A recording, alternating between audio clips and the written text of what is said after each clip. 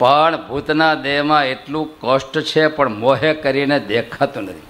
આમ તો જ્યારે દેહ છૂટે ને ત્યારે ભગવાનનો ભક્ત હોય તો મારા તેડવા ધામમાં જાય, પણ નહીંતર જમણા દૂત આવે અને બધી નાડીઓમાંથી બધા કેન્દ્રમાંથી ઘૂસે અંદર, આ ભાગે ભાગ કરે શરીરમાંથી, પકડાઈ ન જાવ.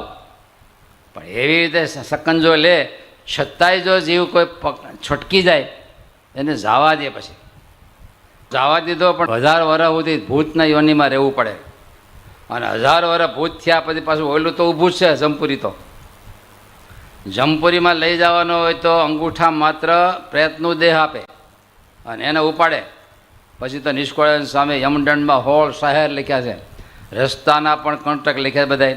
ત્યારે જો જમપુરીમાં ન જાવ તો વાંચીને પાછા વળી જઈજો કે આ પાપથી કયું નરક, આ પાપથી આ નરક, આ રસ્તામાં કેટલી કઠણાઈ છે.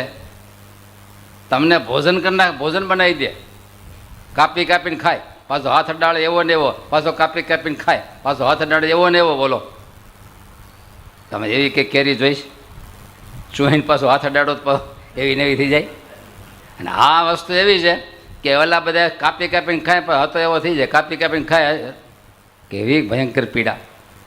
એમાં લખ્યું છે 80 પત્ર વનમાં દોડાવે. 80 પત્ર તલવારની ધાર જેવા આકરા પાંદડાનું વન ઘાટું, અને એમાં દોડાવે. શું થાય? તમે શેરડીના વાડમાં ક્યારે હાલ્યા છો? એના પાંદડું ક્યારે અડી ગયું હે? કેવું આકરું હોય. આ તો 80 પત્ર વન. આ બધા પાપના દંડ તો આપે. આ લોકમાં કોઈનું ખૂન કરે તો જેલમાં આપે છે ને બધા. અહીંયા દંડ જેમ છે એ જ પ્રકારે આધ્યાત્મિક રીતે દેહ છૂટ્યા પછી પણ એના કર્મના ભોગ તો. કોઈ વસ્ત્ર બહુ મેલું થઈ ગયું પછી ક્યાં મોકલે? હાથે ન ધોઈ શકતો હોય પછી ધોબીને ત્યાં મોકલે. ધોબી એને શું કરે પછી? જૂના વખતમાં શું કરતા? હવે તો મશીનો થઈ ગયા.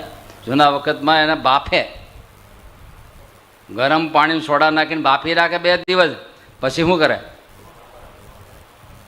ધોકા ઠોકે. આ એ એક વસ્ત્ર મેલું હોય તો ધોકા ઠોકવા પડતા હોય, તો આ હાથમાં વાઘો મેલો થઈ ગયો હોય તો ધોકા ઠોકે નહીં.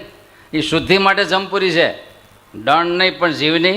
એના પાપના ફળ બધા પાપના ફળ ધોઈ જાય, પાછો છૂટો કરે, પાછો સૃષ્ટિમાં આવે. પાછો શું કરશે? કપડાં મેલા. ત્યારે મોટામાં મોટી ઘાટી છે